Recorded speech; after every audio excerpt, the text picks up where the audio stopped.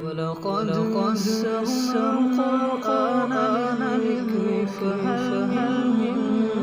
مُّدَّكِرٍ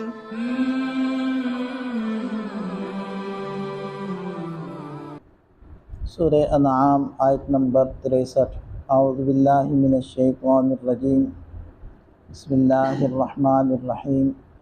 قل من ينجيكم من ظلمات البر والبحر تدعونه تضرعا وخفيا لئن أنجانا من هذه لنكونن من الشاكرين قل الله ينجيكم منها ومن كل كرب ثم أنتم تشركون۔ سابقہ آیات میں اللہ تعالیٰ کے علم اور اس کی قدرت اور علم اور قدرت کی وسعت کو بیان کیا گیا تھا۔ ان آیات میں اس علم اور قدرت کے مظاہر کو اللہ تعالیٰ بیان فرما رہے ہیں۔ تو ارشاد فرمایا کہ قل من ینجیکم، اے نبی صلی اللہ علیہ وسلم آپ کہیے، یعنی ان مشرکین مکہ سے پوچھئے کہ تمہیں خشکی اور سمندر کی اندھیریوں سے کون نجات دیتا ہے؟ تدعونہ تضرعا وخفیا، جب تم اس اللہ کو گڑ گڑا کر، تضرعا گڑ گڑا کر، وخفیا اور چپکے چپکے سے پکارتے ہو۔ لئن انجانا من ہذہ، کہ اگر اللہ نے ہمیں ان مصائب سے نجات دے دی، لنکونن من الشاکرین، تو ہم ضرور بضرور شکر گزار بندوں میں سے بن جائیں گے۔ مشرکین مکہ اگرچہ بتوں کو ماتھا ٹیکتے تھے اور ان کے ناموں کی منتیں مانتے تھے اور ان سے مختلف حاجتیں مانگا کرتے تھے، مدد مانگتے تھے، اولاد مانگتے تھے، رزق مانگتے تھے، فتح مانگتے تھے، لیکن جب وہ بڑی مصیبتوں میں پھنستے تھے تو ان کے مشرک ہونے کے باوجود عقیدہ یہ تھا کہ اس بڑی مصیبت سے تو صرف اور صرف اللہ ہی بچا سکتے ہیں۔ یہاں سمندر کے اندر ہم پھنس گئے، یا جنگل کے اندر ہم گھر گئے، یہاں کون سا بت ہمیں بچائے گا؟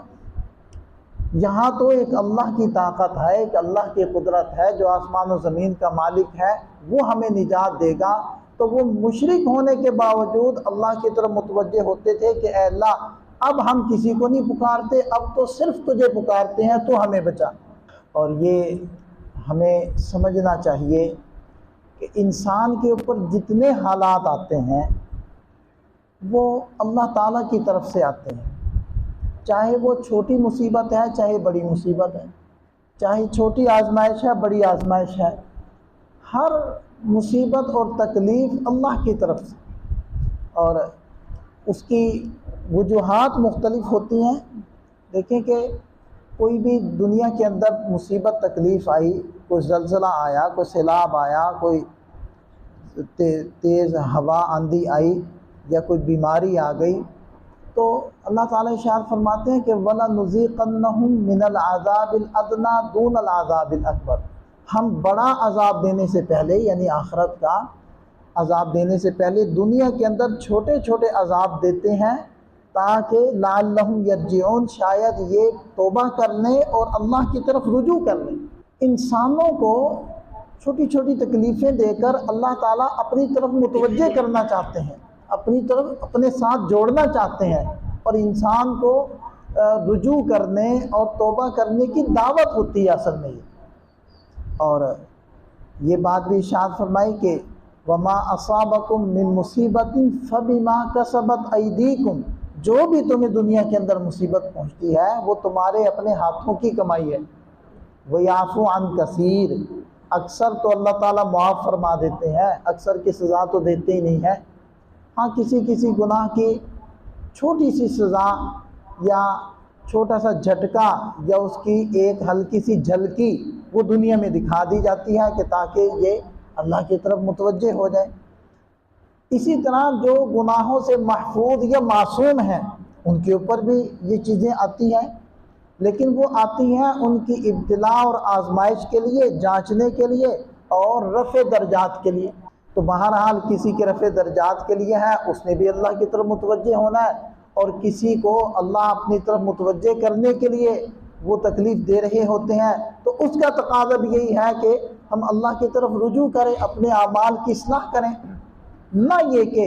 اس تکلیف، اس مصیبت، اس حادثے کے اسباب کے اندر غور و فکر کرنے لگ جائیں اور اسی میں گم ہو جائیں۔ وہ جی سیلاب کیوں آیا، بارشیں زیادہ ہو گئی، انڈیا نے پانی چھوڑ دیا، وہ جی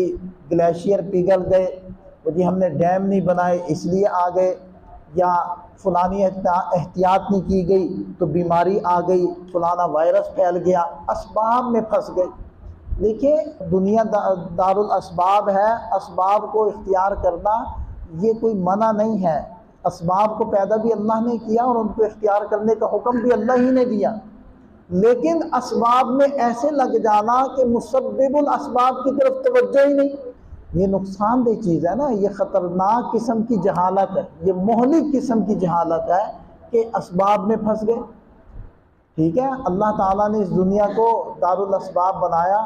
کوئی نہ کوئی سبب تو ہوتا ہے، اللہ تعالیٰ کسی نہ کسی چیز کا کوئی نہ کوئی سبب تو بناتا ہے۔ اب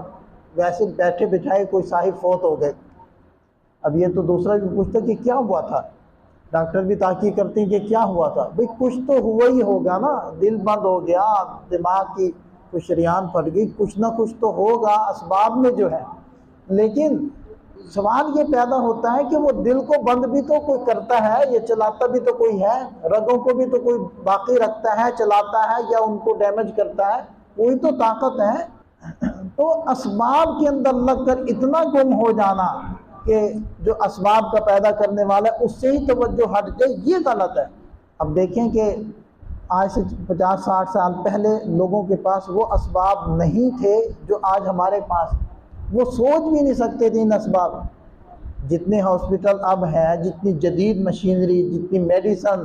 اور زود اثر انجیکشن ہے، وہ 50-60 سال پہلے تو نہیں تھے۔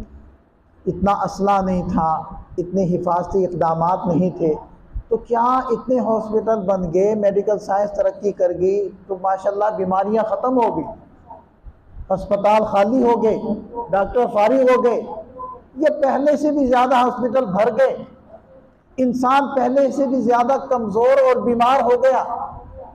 پہلے سے بھی زیادہ مصائب کے اندر گھر گیا۔ تو اسباب تو بڑھ رہے ہیں، تحقیقات تو ترقی کر رہی ہیں، لیکن کیا وجہ ہے کہ انسان پہلے سے بھی زیادہ مصیبتوں میں مبتلا ہے؟ اچھا پہلے پولیس کم تھی، اب زیادہ ہے، پہلے ادارے، سیکیورٹی کیمرے اور اسلحہ کم تھا اور لوگ سیکورٹی گارڈ نہیں بٹھایا کرتے تھے، اب تو جگہ جگہ اس چیز کا رواج ہے۔ تو کیا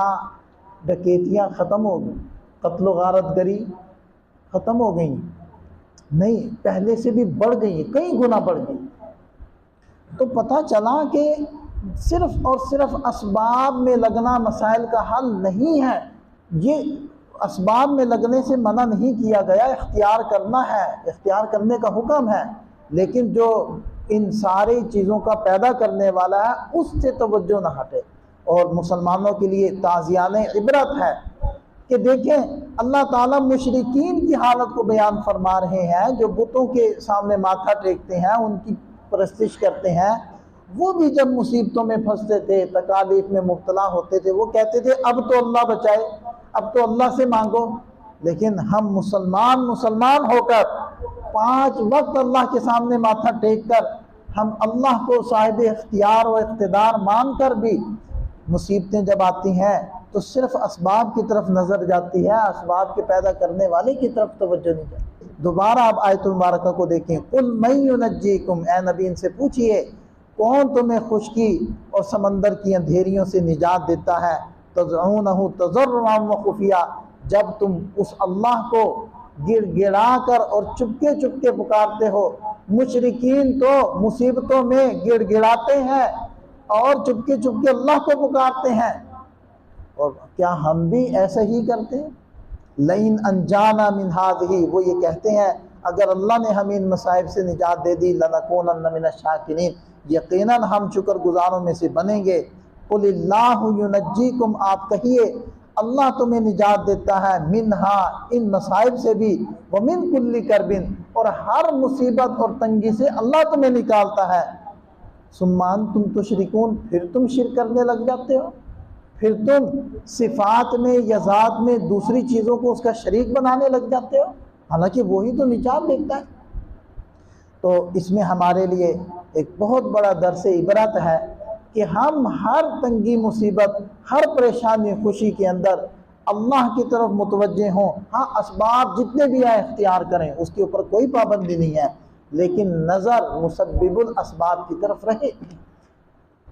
یعنی ایک ایسے بیٹھے ہوئے تھے، ولیمہ تھا اور کھانے کے انتظام میں لوگ بیٹھے ہوتے ہیں تو گپ شپ لگا رہے ہوتے ہیں۔ پتہ نہیں، مجھے اب یاد نہیں آ رہا کہ وہ مسئلہ کیا چل رہا تھا، جیسے اب فلسطین والا مسئلہ چل رہا ہے ایسا کوئی مسئلہ چل رہا تھا۔ تو وہ دو احباب آپس میں بات چیت کر رہے تھے، وہ کہہ رہے تھے دیکھو جی ہاں یہ مسئلہ ہے، ہاں آج کل پریشانی چل رہی ہے، اور ساتھ میں کہتے ہیں انہاں مولویاں نو ویکھو، انہوں نے عوام نو دعاواں تے لایا ہے۔ یعنی عجیب ذہنیت لوگوں کی بنتی جا رہی ہے، کوئی بھی چھوٹی بڑی تکلیف آزمائش ہے وہ دیتا کون ہے؟ اب چاہے یہ فلسطین والا مسئلہ ہو جائے، کیا وہ معصوم بچے ہم دیکھ رہے ہیں، ہمیں ترس آ رہا ہے، ہمارا دل تڑپ رہا ہے، ہماری آنکھیں روتی ہیں، تو کیا اللہ تعالیٰ نہیں دیکھ رہے؟ تو اللہ تعالیٰ کو تو ہم سے زیادہ ترس آتا ہے، رحم آتا ہے، تو اس کا بھی تو ایک نظام ہے، سسٹم ہے۔ ہاں وہ اپنی جگہ بات 100% ٹھیک ہے کہ جو مسلمانوں کو کرنا چاہیے وہ نہیں کر رہے اور وہ مجرم ہیں، اور جو اصحاب اقتدار ہیں، احباب حل و عقد ہیں، وہ مجرم ہیں، ان کی گرفت ہوگی اور ان سے پوچھا جائے گا۔ یہ جتنے بھی حکومتیں ہیں یہ سب ذمہ دار ہیں، خاص طور پر عرب ذمہ دار ہیں ان باتوں کے کہ وہ کیوں نہیں اس مسئلے کو حل کر رہے۔ یہ 100% باتیں اپنی جگہ درست ہیں، لیکن اس کا یہ مطلب تو نہیں ہے کہ ہم صرف ان کو ذمہ دار ٹھہرائیں اور ہم کچھ نہیں کر سکتے تو دعائیں بھی نہ کریں، ہم اللہ تعالیٰ سے التجا بھی نہ کریں، اس کے سامنے گر گرائیں بھی نہ، تو پھر تو ہم ان مشرکین سے بھی نیچے چلے گئے کہ جو ایسی مصیبتوں میں پھنس کر کم سے کم اللہ کو تو پکارتے تھے، ہم تو پھر ان کے برابر بھی نہ رہے۔ تو اس لیے اسباب کی نفی تو کوئی بھی نہیں کر رہا، جو ذمہ داران ہیں ان کو تو ذمہ دار قصوروار ٹھہرایا جا رہا ہے، وہ بھی ذمہ دار ہیں، ہم بھی قصوروار ہیں، اس سے کوئی انکار نہیں ہے۔ اور اسباب تحت الاسباب اختیار کرنے میں کوئی پابندی نہیں ہے، بالکل ترغیب ہے۔ وَأَعِدُّوا لَهُم مَّا اسْتَطَعْتُم مِّن قُوَّةٍ، اس سے بڑھ کر کیا آیت ہوگی کہ اللہ تعالیٰ اپنے حبیب صلی اللہ علیہ وسلم کو، صحابہ کرام کو یہ ارشاد فرما رہے ہیں کہ جتنی طاقت ہے تیاری کر رکھو، گھوڑے بھی پالو، فوج بھی تیار کرو، مشقیں بھی کرو، اسلحہ بھی بناؤ، جمع کرو، سب کچھ کرو، لیکن نظر اس اللہ سے نہیں ہٹنی چاہیے۔ یہ آیت مبارکہ ہمیں سمجھا رہی ہیں۔ اللہ تعالیٰ ہمیں سمجھ عطا فرمائے، عمل کی توفیق۔